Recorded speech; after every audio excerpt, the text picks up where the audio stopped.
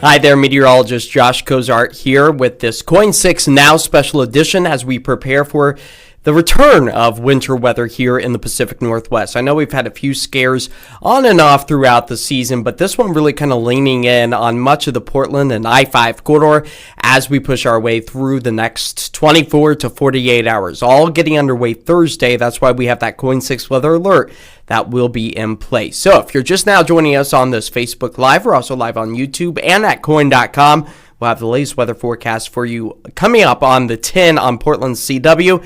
But right here, this is where we can give you your answers that you are wanting to know about this onslaught of winter weather that's taking aim at much of our area as well. So this is going to be a snow and an ice event for much of the Pacific Northwest. So that's what we need to prepare for, and really seeing this come to fruition by about the mid-morning hours on Thursday. So that's what we can prepare to see. So as you wake up on Thursday morning, don't anticipate to see any snow or ice across the area. That's not going to get underway until about 9, 10 o'clock or so, but tricky travel likely later in the day on Thursday, typically during the warmer part of the afternoon. Won't necessarily be the case tomorrow because we're talking about daytime highs struggling to even get above the freezing mark. So there's our next storm system. It's already developing out over the Pacific Ocean. That will be taking aim at our area through the next 12 hours or so. Of course, this has a lot of moisture packed in with it. We're also picking up on those east winds. If you are familiar with the Pacific Northwest, the Portland, Vancouver area, you know that an east wind event means that it's going to be much colder when you get the available moisture overhead. That's the perfect combination to potentially see a major winter weather storm. So that's what we're keeping a very close eye on. So again, this is going to be on Thursday and into Friday. Snow, freezing rain, all a potential for much of western Oregon. This does include the Willamette Valley, the I-5 corridor, the populated locations where sometimes we talk about winter weather, we're talking about higher elevations. This is going to be for all elevations, a very real potential that we could see some accumulative ice or even some accumulative snow. So keep that in mind. So that east wind event, we've already felt those gusty winds today, seeing wind gusts upwards of 30, 35 miles per hour for the PDX area, and that really is a nice channel, the Columbia River Gorges. I like to think of it as you swing open a refrigerator door and you know how you're hit with that cold blast of air. That's exactly what we are feeling right here in the Portland, Vancouver area, and we'll continue to do so for not only tonight, but much of the day tomorrow, and then we start to get that warm air aloft. That's what's going to help to usher in some of those conditions as well. So as far as those winds go, nearing about 30 to 45 miles per hour, a very real possibility. So that leans into the potential to see some power outages as we work our way through the next several days. So it's really kind of a wind event for tonight. Wind gusts along the coast, 40. Gusts here in the Portland, Vancouver area, close to about 45 miles per hour. So power outages are elevated just because of the gusty winds. Then when you start talking about snow and ice added on to that with the wind gusts, that could potentially pose a bit of a threat for an elevated risk of power outages. Of course, crews are standing by and prepared for this potential onslaught of active weather as well. I want to take a closer look at those wind gusts right now. That's where we're really kind of picking up on some of them nearing 31 miles per hour out towards the Portland area. We're seeing Troutdale at 40 mile per hour gusts right now. The Three Corners Rock area, so that is just north of the Vista House area, in southwest Washington, that's picking up on nearly 55 mile per hour gusts. So all of that cold air finding its way into the I-5 corridor, and that means it is feeling cold out there. These are our actual temperatures right now, into the low 30s, many of us falling below the freezing mark. But once you add in how cold that is, it feels closer to 20 degrees right now out at PDX. Bethany at 25, Forest Grove, a warmer side of 30, but also seeing some teens, the feel-like temperatures in parts of Washington County as well. Troutdale feeling like 17. So it is definitely cold out there. Dangerously cold conditions will continue to push their way through our area. So a winter storm is on its way if you're just now joining us, and I'll try to get to some questions here and get those answered for you as well. We'll go ahead and take a live look right now out over the downtown Portland area. That's where we are currently sitting, again, at that 33-degree mark. All is dry. We expect to stay dry through the remainder of the night tonight. It's once we really push towards the mid-morning hours that we could potentially see some more interesting weather. as far as our watches, warnings, all of that excess from the National Weather Service, really seeing a mosaic of colors painted here across western Oregon, southwest Washington. So the pink, that's going to be a winter storm warning for the Portland, Vancouver area. The purple, that's a winter weather advisory. And the darker shaded purple areas, so places like Salem, Albany, Eugene, you are under an ice storm warning. So that kind of perks up our ears a little bit to potentially see some more significant accumulation in the ice department further south of Wilsonville or so. That's where we could potentially pick up on the ice. Now, the ice kind of gets underway as soon as this moisture pushes in. So Salem could see that as early as about 7, 8 o'clock in the morning. Portland, Vancouver, we hold out until about 9 or 10 once we start seeing this come to fruition. Now, I know a lot of schools are doing a delayed start already in preparation of this. Again, I would assume that many of the school districts are probably going to reassess the latest information, the latest weather forecasts, which Kelly Baird will have all in detail on KOIN 6 News and on AM Extra as well. So starting at 4:30 in the morning, we'll get you the latest updates, but I think some of this delayed start is to maybe pump the brakes a little bit, get the school districts to understand where we currently stand, what the timeline looks like, because we don't want a delayed start and then say school starts at 9 o'clock, and as everyone's just walking into the building, we start seeing some of the first few snowflakes or ice crystals coming down, sleet, freezing rain. That would be less than ideal. But again, I think a lot of the school districts are preemptively saying there's going to be a 2-hour delay if they haven't already just completely closed in preparation for this, because tricky travel is likely after lunchtime. So during that evening commute, if you can work from home tomorrow, a great day to maybe do just that, work from home, because this is definitely going to be some dicey weather, especially if you are maybe a little caught off guard, get into work and then realize, hey, I'm starting to see some of the freezing precipitation falling from the sky. That is less than ideal. So again, these alerts all go into place at 4 a.m. on Thursday. They will continue through 10 a.m. on Friday. So we're really kind of in this for the long haul. And we'll just go ahead and take this full for a moment. Pardon me, bear with me. I'm fighting off a bit of a winter cold as this winter weather takes aim at our area. So a few pauses for a cough for you guys. As far as our confidence goes, definitely seeing that on the up and up. Again, we're highlighting Thursday and Friday. So snow, ice, sleet, just a wintry mix. Everything except for the kitchen sink is going to be thrown our way. And that does include the gusty winds, the potentially dangerous wind chill factors as well, and road impacts. That's going to be an ongoing trend that we see. So here's our futurecast. Let's go ahead, time it out. Find your spot where you live and determine what point in time this actually moves into your area. So right now we're looking at Newport, maybe even the Eugene-Springfield area, picking up on maybe a little bit of that wintry mix at 3 a.m. tomorrow. So within the next several hours, expecting to see the snow already starting to fall in places like Salem, Woodburn, excluding the Wilsonville area, but going as far north as Tillamook, Cannon Beach, Seaside area, all could potentially pick up on some of those snowflakes as early as 7 a.m. Portland doesn't get in on the action, the snow action again. The blue is the snow. The pink is going to be that freezing rain or ice potential. That's where we could potentially see some of the heaviest of the snow falling 9, 10 o'clock in the morning for the Portland, Vancouver area, much of the Columbia River Gorge. So I-84 likely going to be on the tricky side, I-5 going to be on the tricky commute side, and this is only 10 a.m. on your Thursday. We dry things out briefly until we get to 8 p.m. You'll notice with those slightly warmer conditions further to the south, because you got to remember that freezing rain, which we'll look at a graphic here in just a moment, needs to have a little bit of a warm sector to melt the snow that comes in, melts it, turns it into rain, but then near the surface it's still below freezing and we see that rain refreeze. That's likely what we're picking up here, again, primarily south of Wilsonville. I know that this kind of looks like it's closer to, say, the Tualatin area, or Tigard, I should say, the Beaverton area, points south of that.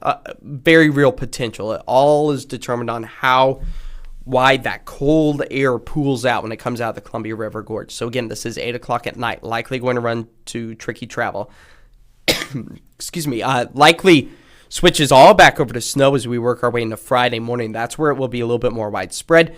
So keep in mind, the places that have already iced over, the snow is going to land on top of that and it will stick. Before that, if you get snowflakes first, it's still going to be so windy that a lot of the snow not going to start to pile up. It's going to blow around on the roadways. That's good news.